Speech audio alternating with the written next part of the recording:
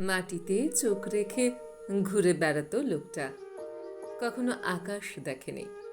এখন খাটিয়ার উপরে চিৎপটাং হয়ে সে শুয়ে আর আশ মিটিয়ে আকাশ দেখছে।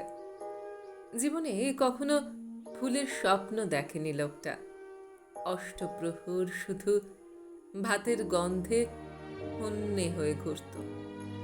এখন তার তেল চিটে বালিশের দুদিকে দুটো রজনীগন্ধার বান্ডিল ওরা সাজিয়ে দিল।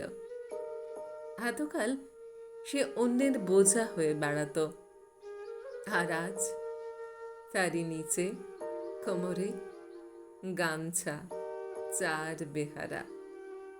আকাশ দেখতে দেখতে ফুলের গন্ধ শুকতে শুকতে লোকটা এখন গঙ্গার হাওয়া খেতে যাচ্ছে।